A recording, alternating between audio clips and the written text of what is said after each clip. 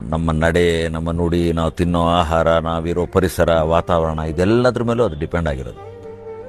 So ನಾವು ಎಷ್ಟು ಹೊರಗಡೆ ಚೆನ್ನಾಗಿ ಇಟ್ಕೋತೀವೋ ಅಷ್ಟೇ ಒಳಗಡೆನೂ ಚೆನ್ನಾಗಿ ಇಟ್ಕೋಬೇಕು.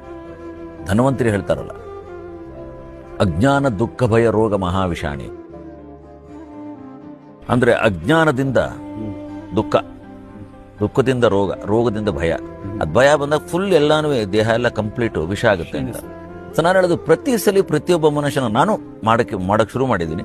ಕಣ್ಣು ಮುಚ್ಚಿ ನಮ್ಮ ಒಳಗಡೆ ನೋಡೋ ಪ್ರಯತ್ನ ಮಾಡಿ. ಸೊ ಒಳಗಡೆ ನೋಡಕ್ ಬಂದಾಗ ಅದು ಮಾಡ್ತಿರೋ ಕೆಲಸಕ್ಕೆ ಒಂದು ಕೃತಜ್ಞತೆ ಹೇಳಿದ್ರು ಕೂಡ ಅದು ಮಾಡ್ತಾ ಇರಬೇಕು ಅನ್ನೋ ಒಂದು ಎಚ್ಚರಿಕೆನೂ ಒಳಗಡೆ ಬರಬೇಕು. ಪ್ರತಿ ಬೆಳಗ್ಗೆ ಸೂರ್ಯೋದಯದಿಂದ ಸೂರ್ಯಾಸ್ತಮ ತನಕ, ಬೆಳಗ್ಗೆಯಿಂದ ರಾತ್ರಿ ತನಕ ಎಷ್ಟು ಅದು ಕಾಣಿಸುತ್ತೆ, ಮಾತಾಡ್ಸುತ್ತೆ, ಯೋಚನೆ ಮಾಡುತ್ತೆ, ಕೈಯಿಂದ ಕೆಲಸ ಮಾಡುತ್ತೆ. ಪ್ರತಿಯೊಂದು ಅದು ನಮಗೆ ಮಾಡ್ತಿರೋದ್ರ ಬಗ್ಗೆ ನಮಗೆ ಸ್ವಲ್ಪ ಕಾಳಜಿ ಇರಬೇಕು, ಅದ್ರ ಬಗ್ಗೆ ಒಂದು ಅವೇರ್ನೆಸ್ ಇರಬೇಕು. I think your concept is so good.